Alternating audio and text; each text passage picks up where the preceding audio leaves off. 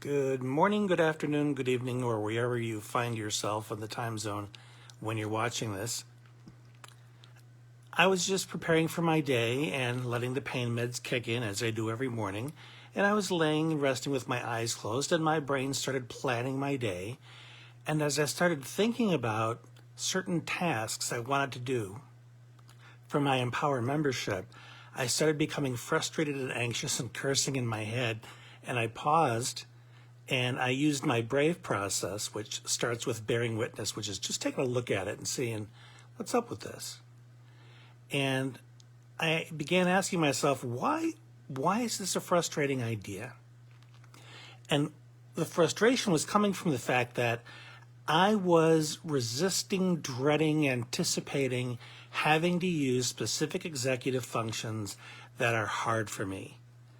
First of which being working memory. I can't hold on to information for very long, usually seconds. And if I have to do a lot of copy and paste, I have to work harder to try to remember everything. So the more I have to copy and paste or anticipate copying and pasting, the more I think, wow, this is going to be exhausting, this is going to be frustrating, this isn't going to be fun, even though I like the end result, which is my clients get more information. And then I began thinking about the sequencing that's involved in that same process, meaning getting stuff in the right order, the most effective order, and that's even harder for me to do. So when anticipating doing a specific activity, I immediately went to everything that's going to make it hard. And when I caught that that's what I was doing, I said, a part of my brain that was reassuring jumped in and said, okay, now that we know this, Bri, we know that, or we need to remember that this isn't an all or nothing thing. You're not obligated to sit down and in one go copy and paste everything that you want to copy and paste. You don't have to remember it all. You don't have to sequence every single task. You can take it in chunks. You can break it down. It's okay to step away for a while. So I reminded myself, or I kind of called up my brain's tendencies to go all or nothing and to go maybe threat first. That tends to be how an ADHD neurodivergent brain works. We start with our default. Our default tends to be all or nothing. Our response to new things or activities tend to be everything that could be a threat to us.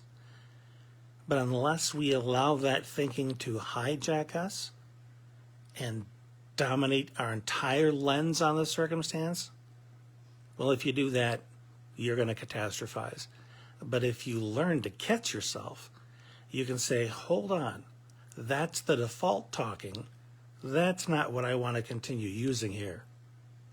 I want to remind myself that I can take that all or nothing and chunk it down, break it into more manageable bites. If you're not sure how to do that, that's one of the things I teach.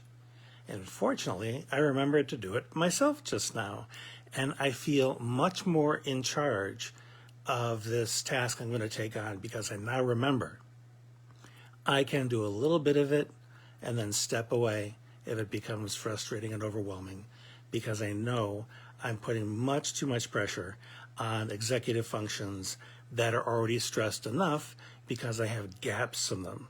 So that's one way to indulge in a little bit of self-care, but also be productive, because you're not putting it off because it's all too much.